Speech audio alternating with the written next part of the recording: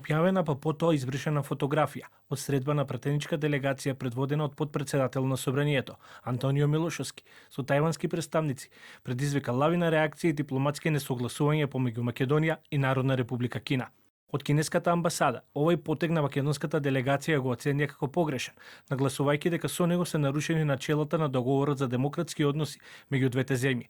Истовремено, потпредседател на Собранието беше повикан да ја почитува волјата на народот, кој го избрал на таа позиција и да не ги нарушува меѓународните односи на државата. Господинот потпредседател често се фали дека е избран представник, тврдејќи дека ја представува волјата на македонскиот народ. Тогаш ве молиме внимателно слушајте го гласот на народот. Дали грубото кршење на политичките ветувања и договорните обврски е во корист во заштита на меѓународниот имидж на Северна Македонија? Дали последиците од отвореното поткопување на основните интереси, територијалниот интегритет и националното достоинство на голема сила, додека се повредуваат чувствата на над 1,4 милијарда на непријателски кинески народ, се темелно проценети? Телевизија 24 го контактираше председателот на Собранието Антонио Милошовски, кој истакна дека официјалната политика на Македонија кон Народна република Кина останува непроменита, но дека избраните представници во Собранието имаат легитимитет и право да остваруваат средби со секој добронамерен поединец или делегација.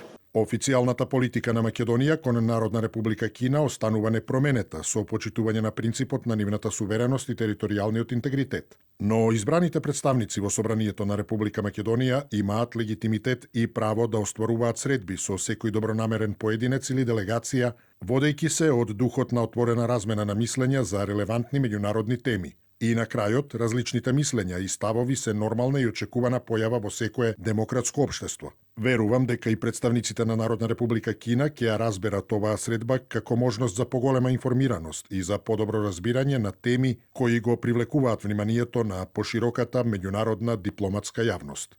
Со објава на социјалните медиуми се огласи и пратеникот од редовите на СРСМ, Фатмир Битики, кој нагласи дека на средбата се разговарало за можностите за унапредување на односите меѓу двете земји. Инаку реакцијата на кинеската амбасада доаѓа во контекст на затекнатите односи помеѓу Кина и Тајван, спор што трае подолг период и во кој се вклучени меѓународни посредници.